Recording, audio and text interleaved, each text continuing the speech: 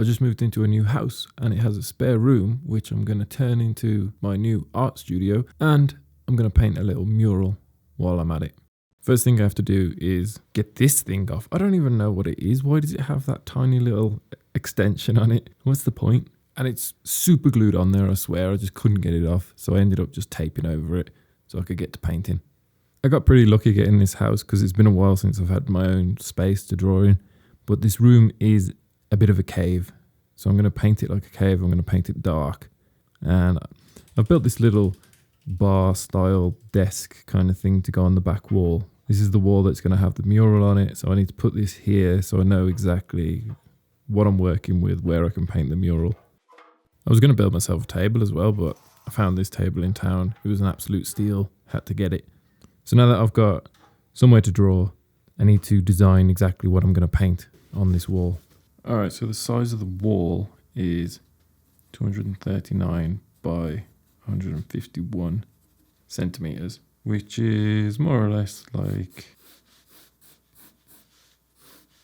this. So I got to plan some kind of ornamental pattern to go on here. Obviously, want it to be symmetrical. So my options are, I can either have do like a semicircle mandala, something like this.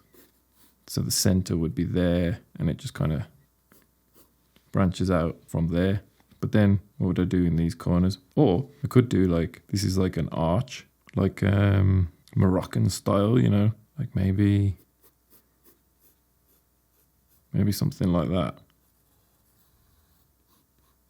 And then I can have, and then if I put like a frame on it, kind of like this, then I can have another mandala that comes from this corner, so that would be the center there, and it could come down like that, and then we just put like some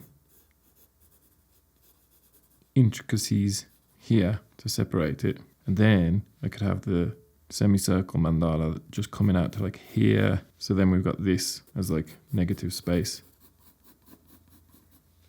and just put in some patterns there. Yeah, man, that would be cool. So yeah, that's option one. And then another option might be to have the center of the mandala in the center of the wall. And then, see, I still like the idea of having this arch, but maybe it could be, I don't know. What if it was a diamond shape? Nah, don't know about that. Well, actually, could be like based on a diamond. So it would be maybe something like that. Then maybe that comes down like that. And then we have some kind of pattern in here. Same thing again, we could have like mandalas, like quarter mandalas coming from the corners. That would be the center of it. And then in here, it could just be patterns kind of like that. Then this would all be negative space here. It's an option. 2. And then another option. Maybe I'll come up with four options. Another option would be, what if it was kind of rectangular?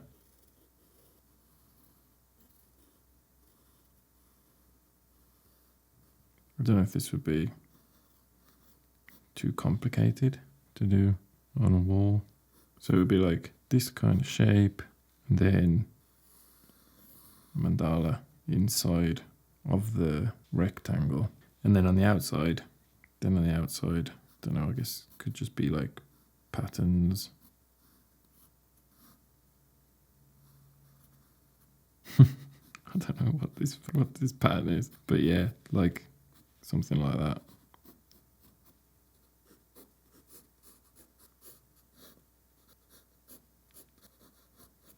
It's an option. And then I guess the last option would be just a straight up mandala in the middle with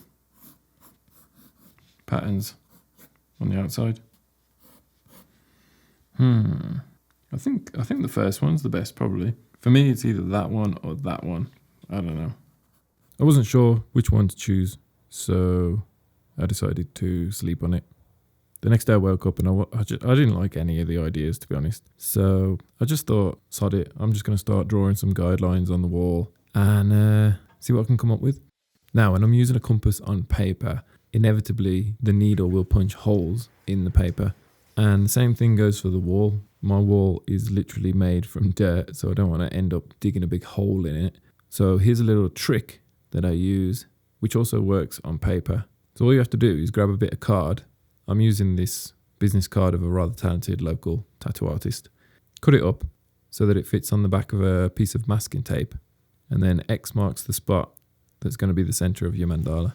I went to pull out my trammel heads, which are basically tools to turn anything into a beam compass. And I was reminded that they broke the last time I used them and I hadn't bought any new ones. So I had to try and bodge something. So I took this little attachment from my compass, put a bit of chalk in it and screwed it to a stick that I found by the river. And then I was ready.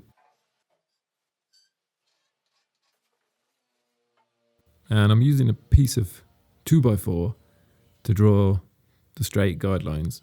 Someone commented on one of my older videos that it's not a good idea to use 2x4 because it's always a bit warped. And they're right, it always is.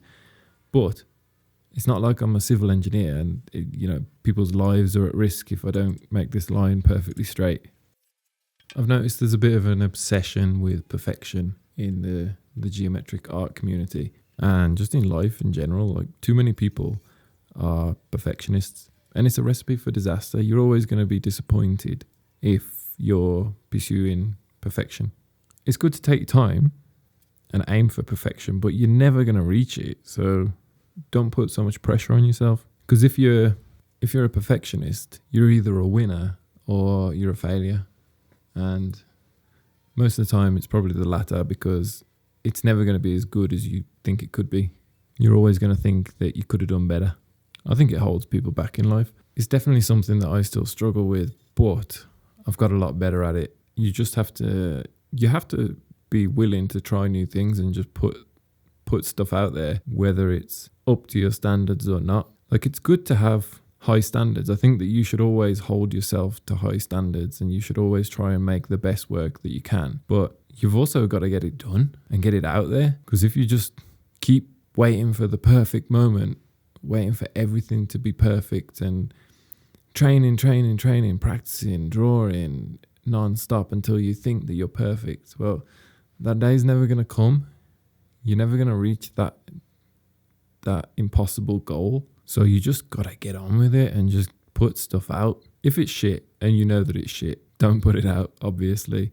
I mean, sometimes you just got to know when to just ditch it. If you think a project is not going the way that you wanted it to, and you can see that it's doomed, you just got to ditch it and move on. But if it's something that you're supposed to be doing, like it's your dharma, it's your daemon. How's it pronounced? Daemon or daemon?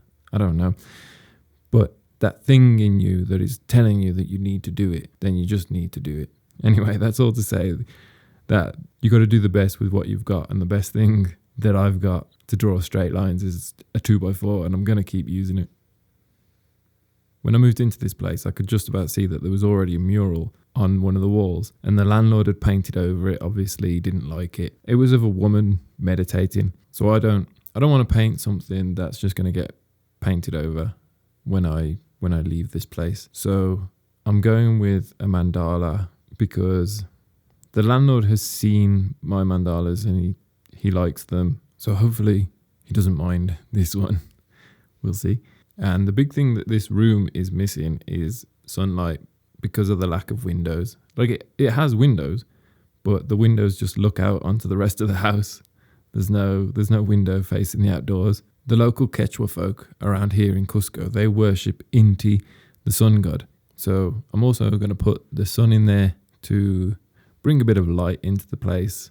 I'm kind of imagining it as that's the entrance to the cave, or rather the exit. And you're looking out and there's a nice sunrise and a bit of sky in there. So yeah, I want to bring some light into the place and maybe even a benevolent deity. So yeah, I'll be working from a cave. Not sure how I'll do as a caveman. I do need sunlight, and I tend to go a bit mad when I spend too much time indoors. So you take away the sun, and who knows what kind of madness is going to surface.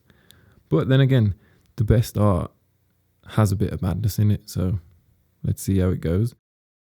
It's going to be like the yin and the yang. I'll get my yin when I'm in here working, and I'll get my yang when I'm out there in the mountains. And I think that the sunlight is going to taste that much sweeter after spending all day in the darkness. So this space isn't perfect or anywhere near how it could be, but I do feel more inspired to draw in here now, and it's nice to have a place to work.